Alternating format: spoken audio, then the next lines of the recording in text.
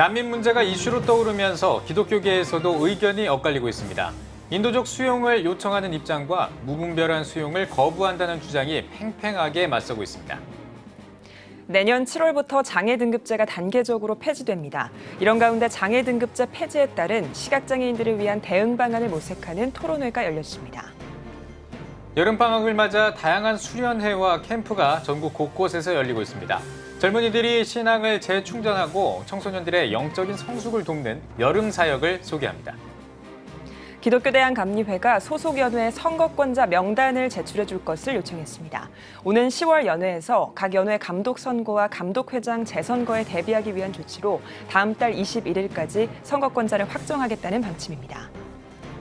교회 안에서 성폭력 사건이 잇따라 발생하고 있는 가운데 기독교 반성폭력센터가 출범했습니다.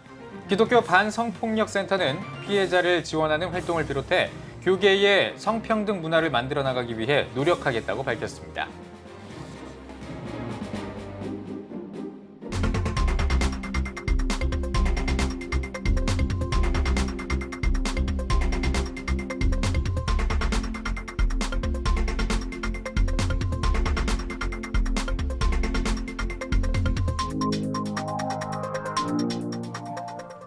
시청자 여러분 안녕하십니까? 7월 24일 화요일 CTS 뉴스입니다. 제주도에 입국한 예멘 난민들을 바라보는 시선이 나뉘고 있습니다. 인도적인 수용을 요구하는 측과 무분별한 수용을 반대하는 측으로 나뉘어 있는데요. 기독교계에서도 난민 문제에 대해 의견이 분분합니다. 보도에 박세현 기자입니다. 549명의 예멘 출신 난민 신청자가 제주도에 입국하면서 불거진 난민 문제. 기독교계에서도 문제를 보는 시선이 나뉩니다. 난민 수용 찬성 측은 난민 수용이 더 이상 선택의 문제가 아니라고 주장합니다. 극단적인 쇄국 정책을 실시하지 않는 한 목숨 걸고 오는 난민을 막을 수 없다는 겁니다. 그 규모와 속도를 우리가 어느 정도 조절할 수는 있겠죠. 그러나 난민들이 들어오는 걸 막을 수는 없습니다. 그래서 들어온 난민들을 막 심사도 없이 추방한다든지 그들의 인권을 전혀 고려하지 않고 이렇게 배척한다든지 이런 것은 인권국가로서 또 지금 현대사회, 정보화사회에서 취할 수 있는 선택지가 아닙니다. 이슬람 전문가인 한 미국 학자는 난민을 하나님이 주신 복음 전파 기회로 받아들입니다. And we would try to send supposedly a missionary to Yemen, and that's a wonderful thing to spread the gospel, to plant the church in that country. But we should be just as excited about the person from Yemen coming to our shores, whether it's Korea or the United States, as Christians, so that we can see them as an opportunity to reach them with the gospel of Jesus Christ. 무슬림들의 테러에 대한 우려도 지나친 확대 해석이라고 덧붙입니다. When it comes to jihad, as in violent jihad, I don't think that that's something to worry about. The far majority of people are not going to be jihadis or seek to Islamicize Korean society. 난민을 반대하는 쪽에서는 난민의 권리보다 자국민의 권리가 우선이라는 입장입니다. 유럽의 경우에서 보듯 무분별한 난민 수용은 국가적 손해로 이어질 수 있다는 겁니다. 가족들의 재산과 생명을 보호하기 위해서 이거는 가장의 권리죠. 집주인의 권리라고. 근데 이거를 권리를 행사하려고 하는 것을 뭐 매정하다, 뭐 몰인정하다, 비인간적이다 이렇게 매도하는 거는 안 된다 이거죠. 이슬람 배경의 난민들에 대한 우려도 덧붙입니다. 대한민국에서 난민으로 인정을 해서 국적을 줘도 자기네들의 분리주의를 그대로 고집한단 말입니다. 그러니까 대한민국 국민이 되는 게 아니라 대한민국 이 좁은 영토 내에 사회 갈등을 첨예화시키는 자기들의 개토를 만드는 게 그게 현실이니까 그 이상의 팩트가 없습니다. 비이슬람권의 국가가 이슬람 난민을 받을 수 있는 방법은 현실적으로 안 보입니다. 가짜 난민들에 대한 경계심도 내비칩니다. 언어와 종교가 같은 주위 나라, 그중 취업이 가능한 나라도 놔두고 한국으로 온 점에 의문을 제기합니다. 또 한국 정부의 특별 취업 지원에도 더 나은 환경을 요구하는 것은 이해할 수 없다는 입장입니다. 뭐 사우디나 오만에서는 난민 안 받는다 그러는데 그 나라 이 사우디에서는 이 일반 기업들이 외국인 취업률이 82.3%라 그래요. 말레이시아가 지금 난민들이 15만이 넘습니다. 15만이 넘는 난민들이 살고 있는 그 땅에서도 그 땅을 버리고 우리나라까지 왔다 이거예요. 난민을 둘러싼 입장차, 교계에서도 온도차는 줄어들지 않고 있습니다. CTS 뉴스 박세현입니다. 내년 7월부터 단계적으로 장애 등급제가 폐지됩니다. 특히 시각장애인들은 복지 축소 부작용이 올 것이라는 우려의 목소리가 높은데요. 장애 등급제 폐지를 앞두고 시각장애인들을 위한 대응 방안을 모색하는 토론회가 열렸습니다. 유현석 기자입니다. 장애 등급제 폐지는 현재 의료적, 행정 편의적 기준만을 적용해 획일적으로 주어졌던 서비스 방식에서 장애인의 욕구와 주거 환경 등 종합적으로 고려해서 서비스를 제공하겠다는 것입니다.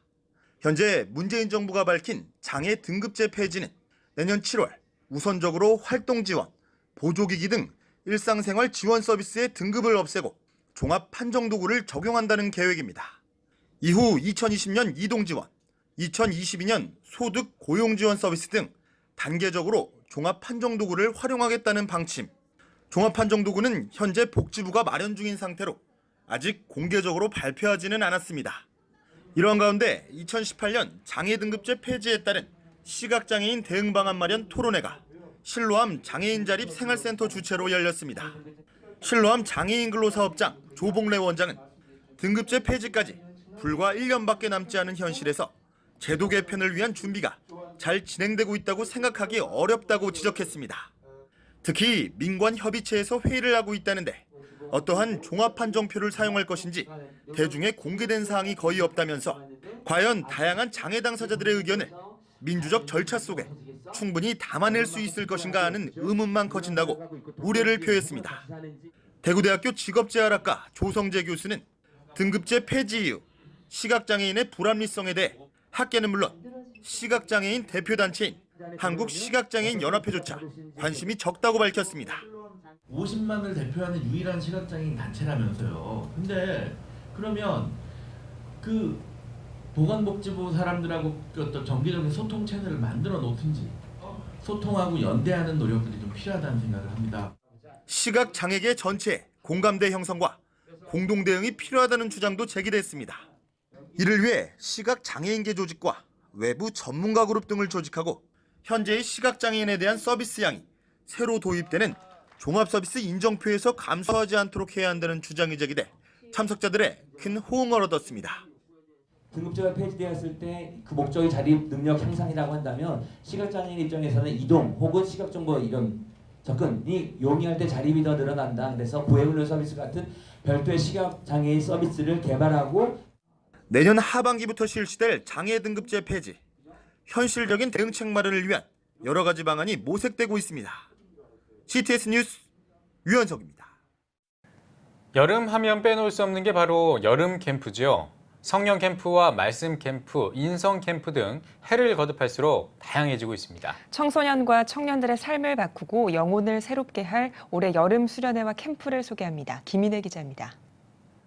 청년들의 선교축제, 선교한국대회가 다음 달 6일부터 10일까지 세종대학교에서 열립니다. 1988년 첫 대회 이후 올해로 30주년을 맞는 이번 대회의 주제는 Re입니다. 80여 명 강사들의 강의와 함께 80여 개의 선택 강의, 선교사들에게 듣는 선교 현장 토크, 선교 현장을 체험해 볼 수 있는 다이나믹 배움터 등 다양한 프로그램이 마련됩니다. 2018 전국 대학 청년 수련회 더 원이 다음 달 8일부터 4일간 전주대학교에서 개최됩니다.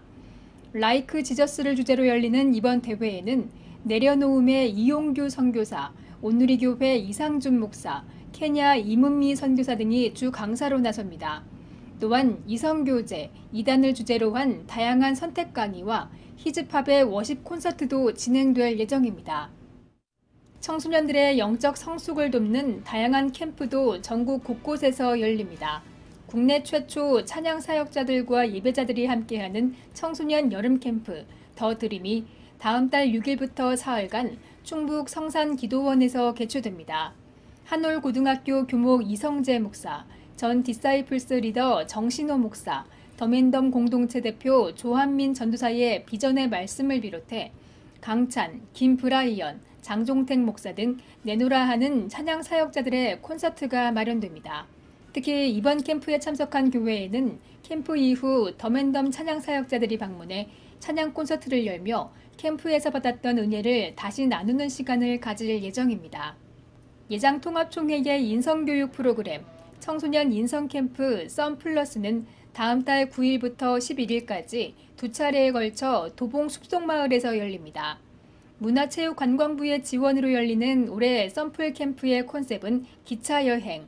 소설 천루역정을 토대로 1박 2일 동안 화해와 돌봄, 이해와 나눔, 변화와 다짐 등 6가지의 정차역을 통해 청소년들의 건강한 가치관과 올바른 인성 함양을 도울 예정입니다. 중고등부를 위한 성경 해설 통독 캠프도 열립니다. 청소년 교육 선교회 주최로 오는 30일부터 사흘간 열리는 이번 캠프는 복음서 읽기 대행진을 주제로 마태, 마가, 누가, 요한복음을 통독합니다. 팀 빌딩, 성경 이야기와 성경 읽기, 복습 게임, 성경 야구 대회 등으로 복음서를 지루하지 않게 읽고 익히는 시간을 갖습니다. CTS 뉴스 김인혜입니다. 기독교대학감리회가 소속연회에 공문을 발송해 감독회장과 감독선거권자 명단 제출을 요청했습니다.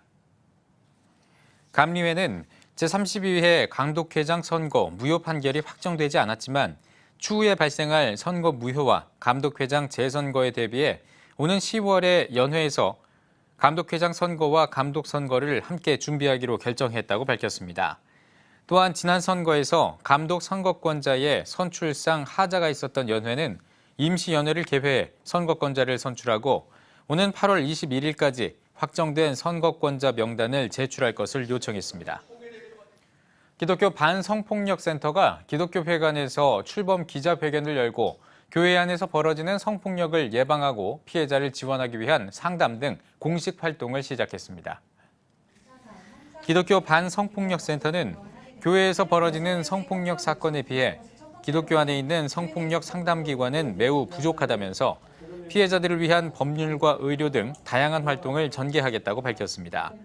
또한 교회의 민주적인 성평등 문화를 만들어 나가기 위한 활동과 교단의 법과 제도를 바꾸는 노력도 병행하겠다고 설명했습니다. 기독교 반성폭력센터 이사장 박종훈 변호사는 무엇보다 교회 안에서 성폭력이 발생하지 않는 게 중요하다면서 안전한 교회를 만들기 위한 활동을 이어가겠다고 말했습니다. 다큐멘터리 영화 서서평 천천히 평온하게가 기독미디어 콘퍼런스 ICVM 크라운 어워즈에서 은상을 수상했습니다. 미국 테네시주에서 열린 이번 시상식에서 네덜란드의 스토맨 루터스 포비든 레터가 금상을, 서서평 천천히 평온하게가 은상을 수상하는 영예를 안았습니다. ICVM에서 매년 개최하고 있는 크라운 어워즈는 영화와 다큐를 포함한 18개 부문에서 우수작을 선정하는 기독 콘텐츠 시상식입니다. 역대 수상작에는 영화 어리석음과 놀라운 사랑, 단 윌리 등이 있습니다. 사랑의 장기기증 운동본부가 생명나눔 운동 50주년을 맞아 기념 행사를 개최했습니다. 사랑의 장기기증 운동본부 박진탁 이사장은 50년 동안 뿌린 노력과 열정의 씨앗이 싹을 틔우는 모습을 볼 때 가장 보람을 느낀다면서 앞으로도 장기부전 환자들에게 큰 희망을 전하도록 노력하겠다고 전했습니다.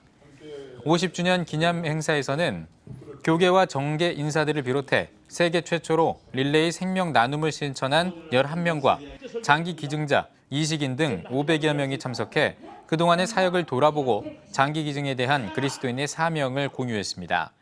또한 헌혈운동과 장기기증운동 50년의 역사를 다룬 책 생명을 살리며 사랑을 전하다 출판 기념회도 함께 진행됐습니다.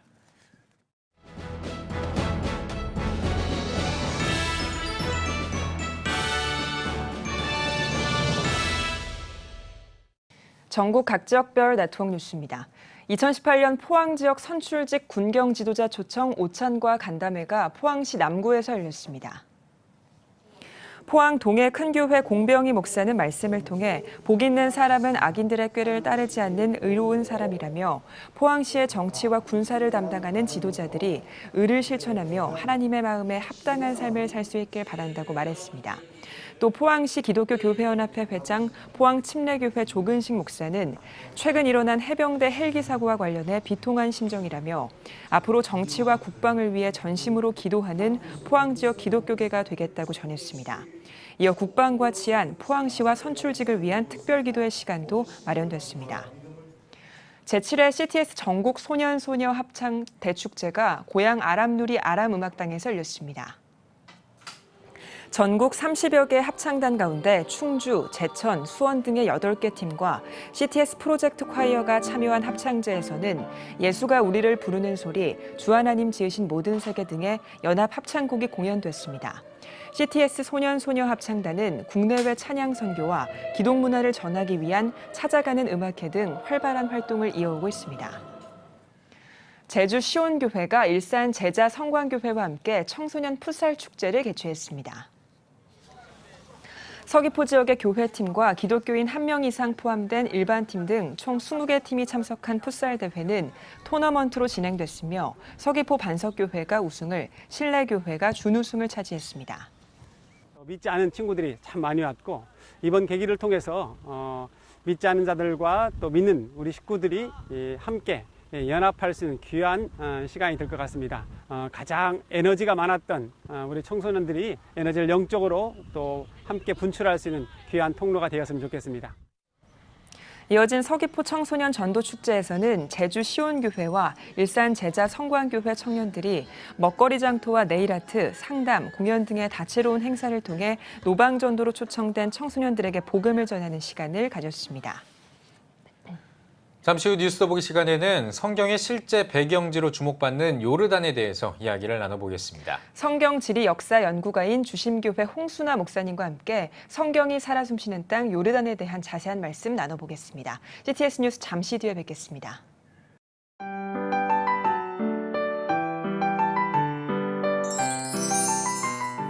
오늘날 다음 세대 선교 현장은 해외 어느 선교지보다도 복음화율이 낮은 복음의 불모지입니다.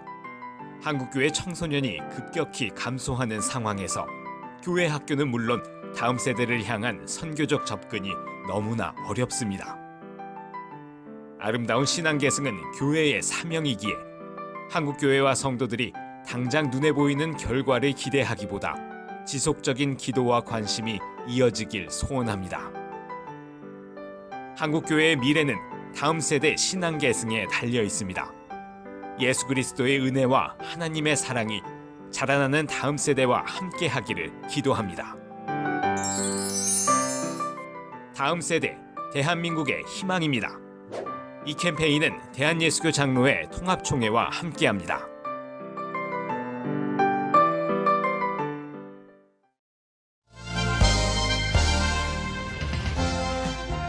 여러분은 지금 CTS 뉴스를 시청하고 계십니다. 많은 기독교인들이 성경 속 역사를 직접 체험하기 위해서 성지순례를 떠납니다. 특별히 모세의 출애굽 여정을 직접 체험하거나 예수님께서 세례 받은 베다니를 볼 수 있는 곳이 있는데요. 바로 요르단입니다. 네, 저희 CTS는 이번 가을 요르단의 성지를 직접 방문해서 시청자 여러분께 생생하게 전달해드릴 예정입니다. 오늘 뉴스 더보기 시간에는 현지 촬영에 동행하시고 자문을 맡아주신 성서지리 역사연구가 주심교회 홍순아 목사님과 함께하겠습니다. 목사님 안녕하십니까? 안녕하세요. 네. 네, 목사님 반갑습니다. 목사님께서는 여러 기간 동안 이제 성서 지리 역사 연구에 앞장서 오셨는데요. 저희가 소개하는 것보다 목사님께서 직접 어떤 일을 하셨는지 좀 소개를 해주시면 우리 시청자 여러분께서 좀 이해하기가 쉬우실 것 같습니다. 본인 소개를 좀 부탁드립니다. 네, 저는 그 성경을 연구하고 또 그러다 보니까 성경에 나온 지리 역사에 관심을 갖고 그 분야를 계속해서 연구하는 외길 인생처럼 살아왔다고 생각합니다. 그래서 한국성서지리연구원을 만들어서 계속해서 성경의 그 지리들을 연구하는 일을 하고 있습니다. 지리만 하다 보니까 더 하고 싶은 일이 한 가지가 있었는데 발굴까지 하는 거였습니다. 그래서 2013년에 이스라엘의 성경에서 그 유다 왕국의 그 라기스라는 곳인데 예루살렘 다음으로 중요한 곳입니다. 그곳의 이제 또 발굴을 시작한다 그래서 한국 발굴단을 조직해서 2013년부터 작년까지 현장 발굴을 마쳤습니다. 그리고 이제 올해부터 내년까지 그 발굴만큼 중요하다고 하는 발굴 보고서를 지금 그 만들고 있습니다. 네. 그리고 또 그 서울장신대학교에서 29년째 여러 가지 강의를 하지만 특별히 성서지리를 강의하는 일을 하고 있습니다. 근데 요즘 시대가 예전에는 주로 사진을 찍으면서 성지를 소개했는데 제가 최근에 깨닫는 것은 동영상의 시대더라고요.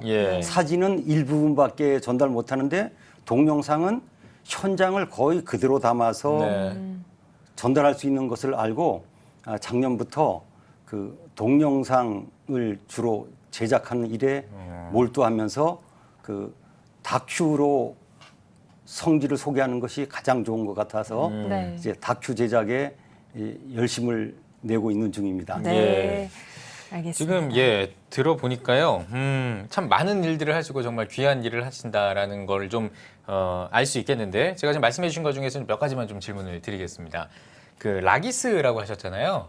이 라기스가 제가 얼핏 들었는데 예루살렘인지 이스라엘인지 다음으로 중요하다. 예루살렘이었나요? 예루살렘 다음으로.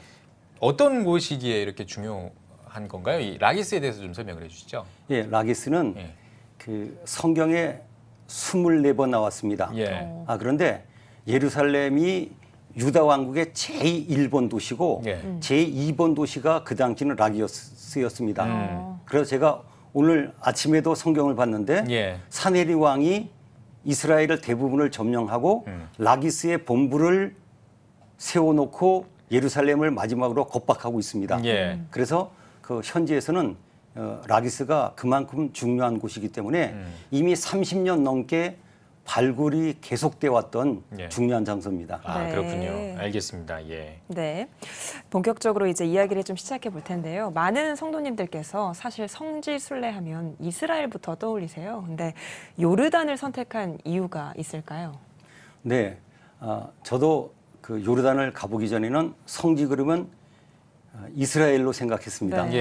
그런데 성경을 자세히 연구하다 보니까 이스라엘은 요단강 서쪽의 가나안 땅이지만 르우벤 지파, 갓 지파, 므낫세 지파가 일부분이 살던 곳이 지금 요르단입니다. 그러니까 다윗과 솔로몬 때 그때는 이스라엘이 지금의 요르단 땅 대부분이었습니다. 그리고 북이스라엘의 영토이기도 했고 그러다 보니까 제가 이스라엘도 성지지만은 그 뒤부터 제가 이렇게 말을 만들었습니다. 요르단도 성지다. 그래서 제가 요르단을 소개하기로 했는데 안타깝게도 요르단이 관광지로 유명하니까 관광지로만 알고 있습니다. 그래서 시중에 요르단을 소개하는 특별히 영상들을 보면 관광지로서 요르단을 소개하고 있습니다. 그래서 이제는 그 성경의 중요한 요르단을 이제 성지로서 소개하는 다큐가 제작돼서 사람들이 쉽게 요르단을 이해할 수 있어야 되겠다 그런 생각을 하게 되었습니다. 그렇군요.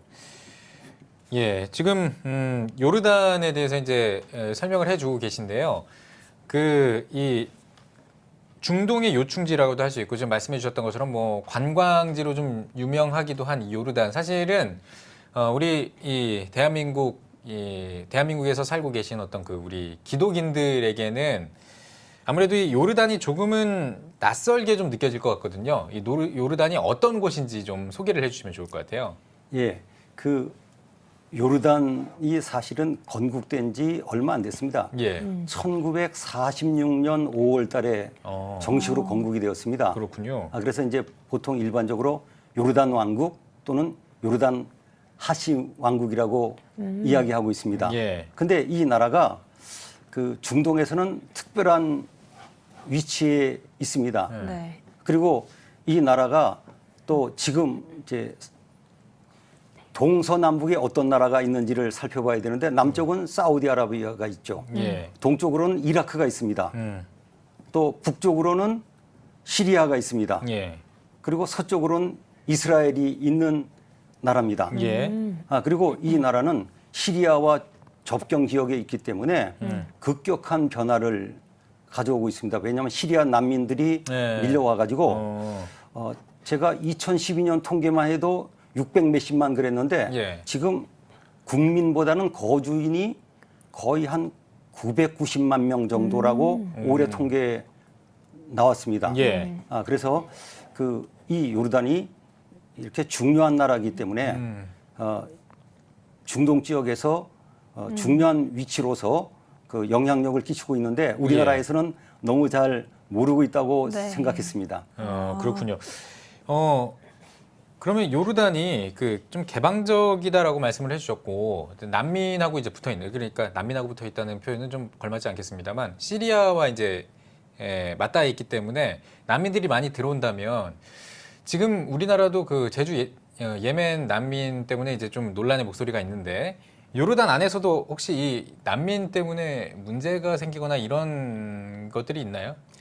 우선 이제 우리와 입장이 다른 것 같습니다. 왜냐하면 그들은 똑같은 물론 종파의 차이는 있지만 같은 문화권이고 같은 이슬람을 믿고 있기 때문에 그 우리나라의 문제와는 비교할 수가 없는 것 같습니다. 그리고 이제 두 종류가 있다고 얘기 들었습니다.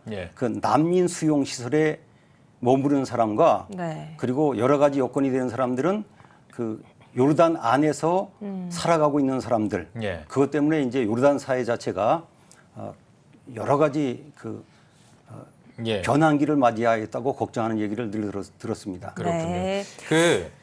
그러면은 이 요르단에 기독교인들은 한 비율이 어느 정도 될까요?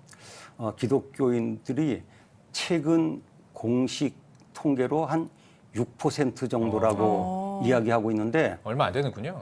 그래도 중동 지역에서는 가장 종교적으로 관용이 있다고 하는 나라로 알려져 있습니다. 네, 그렇군요.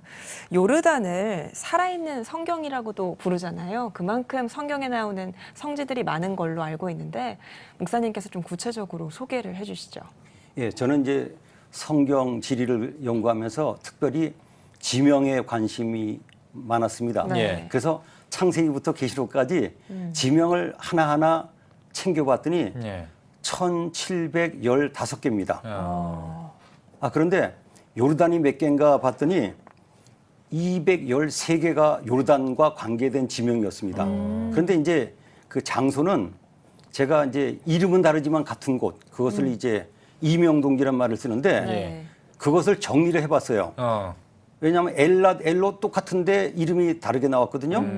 그걸 정리해 보니까 성경에 나온 요르단에 해당되는 지명이 148개입니다.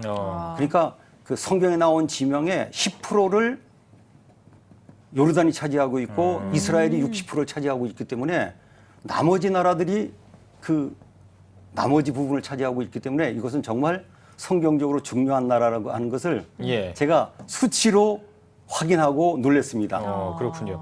자, 그러면은 대표적으로 그러니까 거기 이 성경에 나오는 요르단과 관련된 어떤 그 지명이 있다면 어떤 게 있을까요? 저희가 이제 성경 읽다 보면은 좀 말씀해 주시면은 익숙한 그런 지명들이 나올 것 같거든요. 어떤 우선 재미있는 것은요. 요단강 다 아시죠? 근데 요단강을 일반 사전에서 검색해 보면요. 안 나옵니다. 뭐라고 나오냐? 요르단강. 그러니까 그 나라 이름과 강 이름이 같은 겁니다. 우리나라 성경에만 요단강이라고 번역돼 있지 그냥 요르단강이에요. 그러니까 나라 이름과 우리가 요단강이라고 그러는 그 이름이 똑같습니다. 그리고 이제 갈릴리에서부터 그 사해까지 이스라엘과 요르단 사이를 이 요단강이 일부분이 흐르고 있는데 그것이 바로 국경선입니다. 그래서 그 요르단에서 제일 유명한 그 기독교 유적은 역시 느보산이죠. 모세가 가나안 땅을 바라보고 죽은 곳. 그다음 이제 예수님께서 세례받은 곳을 베단이라고 하죠. 그 베단이를 이제 요르단이라고 생각하고 있습니다. 재미있는 것은 지금 강폭이 10m가 안 되는데 이스라엘은 자기네 쪽이 그 베단이 세례터라고 주장하고 요르단 사람들은 그 10m 떨어진 자기네 나라 땅이라고 이야기하고 예.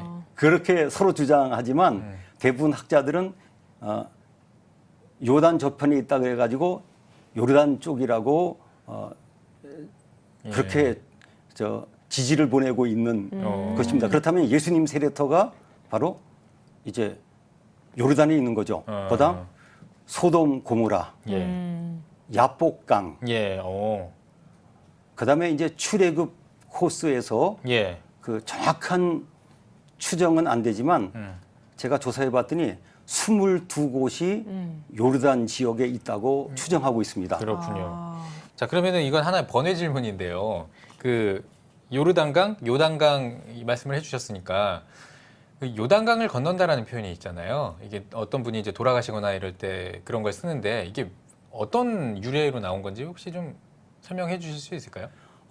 그 굉장히 재미있는 질문인데요. 예. 제가 어떤 때는 요단강을 서너 번 왔다 갔다 할 때가 있습니다. 그때마다 나 오늘 죽고 산다 그러는데 상징적이죠. 이스라엘 민족이 출애굽해서 가나안 땅에 들어갔는데 그 두 집 아빠는 그냥 남았지만 나머지들이 갔는데 요단강을 건너서 가나안 땅으로 갔습니다. 그러니까 이것은 상징적이죠. 그러니까 진짜 가나안 땅을 우리는 하나님 나라 천국이라고 이야기한다면 요단강을 통과해야 가나안 땅에 가듯이 그런 뜻으로 우리에게 알려져 왔다고 생각합니다. 요단강을 건너야 천국에 갈 수 있다. 네, 가나안 땅, 가나안 천국에 땅. 그런 비유로 알려져 왔다고 생각합니다. 그렇군요. 알겠습니다.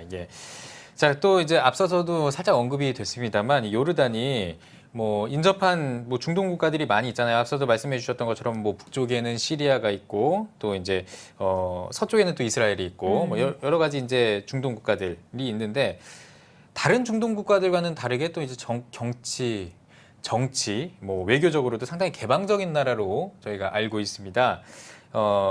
그렇기 때문에 이제 관광 산업도 또 이제 많이 발전을 한 것 같고요. 정부 차원에서 이런 어떤 성지순례를 좀 특화시키기 위한 어떤 노력 같은 걸 하고 있다면 어떤 걸 하고 있는지 소개를 좀 해주시면 좋겠습니다. 예, 요르단은 충격적인 얘기가 중동 지방이지만 거의 유일하게 기름이 안 나오는 나라입니다. 그래요. 그리고 대규모 공장도 없습니다. 예. 또 농업도 일부 지역 외에는 제대로 할 수가 없습니다. 물이 너무 없는 곳이니까요. 그래서 그들은 관광을 강조할 수밖에 없습니다.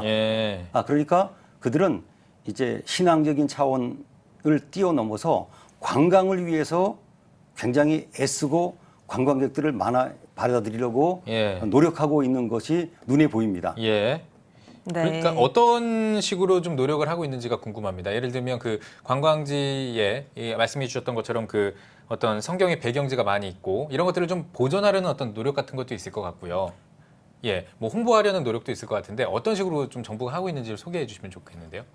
예전부터 보면요, 요르단이 뭐 지도를 정부 차원에서 조직해 가지고 또 그 무료로 나눠주기도 하고, 그다음 이제 그 나라의 국력 비하면 여러 가지 편의 시설이나 교통이나 이런 것들이 잘 갖춰져 있습니다. 그리고 또 요르단의 강점은 못 갈 수 있는 지역이 전혀 없습니다. 예를 들면 이스라엘 같은 경우도 우리는 이스라엘로 알고 있지만 팔레스틴 지역은 이스라엘 땅이 아닙니다. 베들레헴도 분리장벽을 넘어서 들어가야 되는 거거든요. 그다음에 시리아 같은 경우는 지금 갈 수가 없고 또 레바논도 남쪽 지역은 정상적으로 갈 수가 없고 이집트 같은 경우도 시내 반도는 지금 여행을 갈 수가 없지 않습니까? 근데 요르단만 그런 위험 지역이 없는 안전한 나라로 되어 있습니다. 물론 이제 북쪽 지역은 시리아 접경국이라서 좀 상가라는 건 있지만 그래서 이런 이점을 최대한 이용해서 이제 관광객을 끌어들이고 있습니다. 네. 요르단에 대한 이야기를 계속 나누고 있는데 아름다운 뭐 자연 풍경들이나 유적지도 많아서 그런지 뭐 드라마나 영화 촬영지로도 많은 사람들에게 알려져 있어요. 어르신들께는 뭐 아라비아 로렌스라든지 우리 젊은 세대들에게는 마션이라는 영화의 배경지가 되기도 했는데 목사님께서 이번 촬영 답사를 다녀오셨다고 들었어요. 그중에서 가장 인상 깊었던 곳이 있다면 어딜까요? 사실 이 요르단은요. 세계적인 관광지 두 곳이 바로 이제 아라비아 로렌스를 찍었던 와디람 그건 정말 갈 때마다 감탄합니다. 예. 그다음 또 그 입장료가 너무 비싼 그 유명한 페트라, 예. 그 인디아나 존스 예. 그 1989년에 찍었던 네. 그것도 세계적인 관광지죠. 근데 예. 제가 이번에 중점을 뒀던 것은 많은 분들이 페트라를 가는데 그 페트라를 관광지로 알고 있습니다. 예. 그리고 조금 더 아는 분들이 사도 바울이 아라비아에 3년 머물렀다고 했던 곳이 그곳이다. 그 정도까지만 알고 있습니다. 그런데 그 페트라 지역 가면은 제일 안쪽에 높은 바위산 하나가 있는데 그것을 움비아라라 그럽니다. 예. 저수조의 어머니란 뜻인데 예. 저는 저수조의 어머니. 예. 그러니까 그 지역은 우기 때 물을 이렇게 모아가지고 예. 이제 1년 내내 먹습니다. 그 저수조를 많이 만들었다는 뜻이죠. 예. 근데 거기로 올라간 사람들은 거의 없습니다. 이번에 힘들게 거기로 올라갔는데 그 예. 이유는 그곳이 바로 에돔의 요새고 예. 더구나 성경에 나온 그 아마샤 왕이 그 승리를 한 그 세일라 욕두엘 추정지이기 때문에 그것을 힘들게 올라갔습니다. 예. 네, 그래서 제가 인상 깊었던 건 예전에도 올라갔지만 이번에 촬영 때문에 올라가는데 네. 너무 날씨가 더워서 체력을 감당할 수가 없어서 예. 그 절벽길을 어쩔 수 없이 위험을 감수하면서 나귀를 타고 올라갔습니다. 아하. 나귀가 계속 올라가지 못하니까 예. 아주 위험한 데는 나귀랑 같이 걷고 조금 안전한 데는 나귀 등에 매달려서 올라간 아주 이번에 너무 인상적인 곳입니다. 중요한 것은 그곳이 성경에 나온 에돔의 요새고 예. 또 세일라 바이란 뜻인데 예. 욕두엘 추정지이기 때문에 제가 관광지가 아니라 성경의 장소라는 것을 소개하는 그런 지금 화면으로 은혜가 나가는 있었습니다. 이 모습일까요? 네, 바로 저기입니다. 아, 그렇군요. 저 바위산을 올라가야 되거든요. 네. 그냥 보기에도 아주 정말 척박해 보이고요. 참 쉽지 않으셨을 것 같은데. 그러니까 지금 소개해 주셨던 이런 곳들을 이제 오는 9월에 이제 방송할 예정인 이 CTS 다큐멘터리에서 이제 확인을 할 수 있다라는 이야기이신 거죠. 네. 예, 알겠습니다. 참 기대가 많이 됩니다. 자, 그리고요, 이제 많은 기독교인들이 성지순례를 떠나지 않습니까? 물론 성지순례를 통해서 현재 문화를 뭐 접하는 귀한 기회가 되겠습니다만 이게 그렇다고 해서 성지순례가 관광이 돼서는 안 될 것 같거든요. 이 관광과 성지순례가 이렇게 구분이 되고 분리가 돼야 될 것 같은데 기독교인이 되새겨야 할 어떤 그 성지순례의 의미, 중요성 왜 중요할까요? 성지순례가 관광과는 다르게. 네, 관광과는 구분될 수밖에 없는 게 현지에 가면요. 예. 그 여행 업계들이 알고 있어요. 관광 오셨나요? 성지순례 오셨나요? 그렇게 구분을 합니다. 왜냐하면 겹치는 장소도 있지만 장소 자체가 선정이 다르거든요. 일정도 다르고. 예. 그래서 저는 성지순례를 이렇게 표현합니다. 온몸으로 읽는 성경이다. 우리 성경을 눈으로 읽잖아요. 예. 또 은혜 받았던 게 뭐예요? 마음으로 읽는 거죠. 예. 그래서 그러니까 상상의 나라를 펴고 읽는 겁니다. 그런데 성지에 가면 실제로 그렇죠. 그 사건이 일어난 현장을 내가 몸으로 느끼기 때문에 예. 저는 이 성지순례를 굉장히 중요하게 여기고 제 표현대로 온몸으로 성경을 읽는 것이기 때문에 돌아와서도 성경을 읽을 때 그전에는 그냥 머리로 마음으로 읽었는데 이제는 예. 온몸으로 읽으려고 예. 애를 쓰는 새로운 신앙이 성지순례를 통해서 이루어지는 것을 늘 눈으로 보아왔습니다. 그렇군요. 네. 그럼 아까도 말씀해 주셨던 것처럼 발굴할 때나 이런 어떤 이 일련의 과정에서 사진을 찍다가 이제 동영상을 찍게 되고요. 또 요즘은 영화를 봐도 그냥 영화 그냥 평면이 아니라 막 의자가 움직이기도 하고 뭐 물이 나오기도 하고 이렇게 온몸으로 영화를 느끼기도 하는데 정말 이 성지순례야말로 온몸으로 성경을 읽는 방법이 되겠군요. 오감을 다 느끼면서요. 네. 마음까지도. 예, 네. 아주 좋은 것 같습니다. 예. 분명 지금 저희 방송 보시면서 요르단에 성지순례 가고 싶다 하고 느끼시는 성도님들 계실 것 같아요. 목사님께서 요르단에 대해 누구보다 잘 알고 계시니까 이런 분들한테 계획 세울 때 뭐 이렇게 세워라 조언해 주실 수 있을 것 같은데 어떻게 조언 한 말씀 해주시죠. 예, 많은 분들이 요르단 성지순례는 가면 좋고 안 가도 괜찮다 이런 생각을 합니다. 그리고 이제 뭐 느보산하고 페트라 정도만 잠깐 보고 와도 되는 정도로 이해하고 있었는데 저는 충격을 받은 게 소돔 고모라는 그냥 믿긴 믿었지만 상상 속에 있었어요. 예. 갔더니 고고학자들이 이곳이라고 이야기하는 소돔 고모라 지역이 롯의 동굴이 요르단에 있는 겁니다. 그리고 제가 성경과 관계된 장소를 직접 다녀온 곳만 해도 130곳이 넘습니다. 예. 그래서 요르단도 귀한 성지다. 예. 창세기 그리고 또 성경에 나온 구약의 많은 일들 예. 또 예수님도 세례받으신 곳 사도 바울도 3년 동안 가 있었던 아라비아 그다음에 엘리야가 살던 그리고 야곱이 지나갔던 야복강 예. 또 마하나임 분우엘 이런 곳이 있는 중요한 성지도 예. 바로 요르단에 있다는 것을 알고 예. 요르단을 좀 성지를 제대로 가서 많은 은혜를 받았으면 좋겠다 그런 생각을 하고 있습니다. 네. 그 앞서서 그 성경 지방이 한 10% 가까운 게 요르단이고 아까 소개해 주셨던 게 148개 정도 소개해 주셨는데 130곳 정도에 가셨으면 거의 다 가셨네요. 그렇죠. 예. 자, 그리고 이게 요르단 방문을 하고 싶어 하는 분들이 지금 이제 좋은 것들을 좀 이야기를 해 주셨는데 혹시 조심해야 될 게 있을까요? 혹시 주의해야 될 부분들? 예를 들면 이거는 조심해야 된다, 요르단에서. 요르단은 이제 주의할 것이라 그러면 우리나라와 너무 다른 지역입니다. 예. 중동 지방이니까 기후부터 음식부터 여러 가지 또 요르단은 지금 성지에서는 가장 안전한 나라이기 때문에 여행으로서의 조심할 점 그것들은 뭐 어느 나라를 가든지 기본적으로 가져야 될 것이라고 생각합니다. 그러나 요르단은 성지 중에서 가장 안전한 나라로 지금 알려져 있습니다. 알겠습니다. 뭐 특별히 조심해야 될 거는 별로 없습니다만 그래도 이제 뭐 음식이라든지 이런 것들은 좀 조심하고 아무튼 이제 안전하다는 게 참 마음이 놓입니다. 이제 말씀해 주시니까. 자, 그러면요 이번에 목사님께서 참여해 주신 요르단 특별 다큐멘터리 이제 저희 CTS를 통해서 오늘 9월에 방송될 예정인데 이 다큐를 준비하시면서 참 많은 것들을 느끼고 은혜도 받으셨을 것 같아요. 그런 것들 좀 한마디 정도만 나누고 이번 대담 마무리 짓도록 하겠습니다.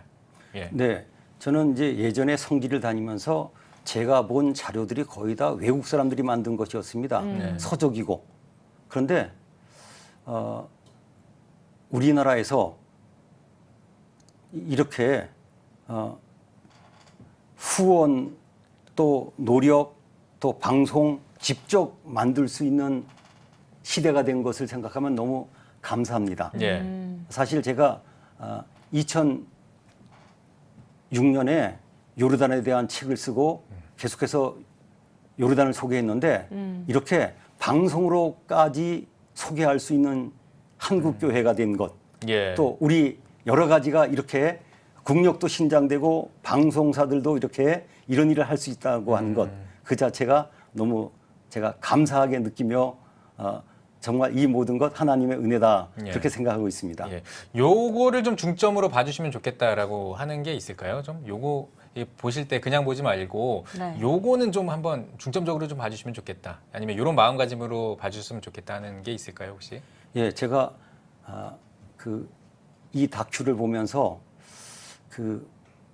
제한된 시간에 최대한 보여드리려고 하기 때문에 요르단에서 제일 중요한 장소 거의 50곳을 소개했습니다. 그러나 이것은 영상이기 때문에 가능하니까 너무 부족하다고 생각하지 마시고 압축 파일을 봤다고 생각하시고 거기서 도전받고 성경을 더 깊이 연구하시면 더 많은 은혜를 받을 수 있는 다큐라고 생각합니다. 제가 지금까지 본 다큐 중에서 이 정도 시간에 이 정도 양을 구성한 그런 다큐는 보지 못했지만 우리 한국교회 수준을 믿고 그 압축 파일처럼 만든 다큐니까 기대를 가지시고 또 되새김질 하시면서 그 다큐를 보시면 신앙과 성경에 큰 유익이 있다고 생각합니다.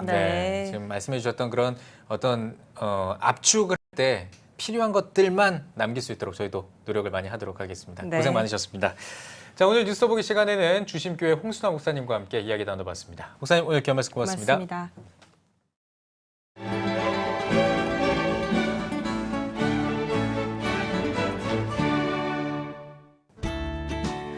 내일은 전국에 가끔 구름이 많겠습니다.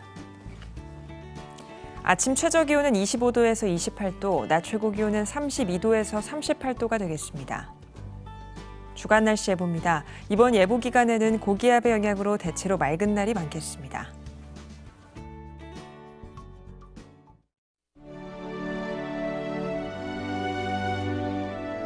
백만인 기도 운동에 새롭게 참여하신 분들입니다.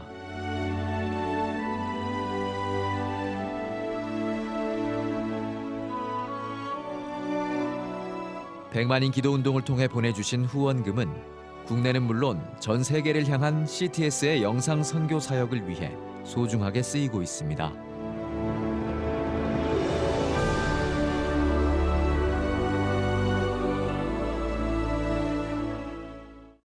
CTS 뉴스 오늘 순서 여기까지입니다. 시청해주신 여러분 고맙습니다.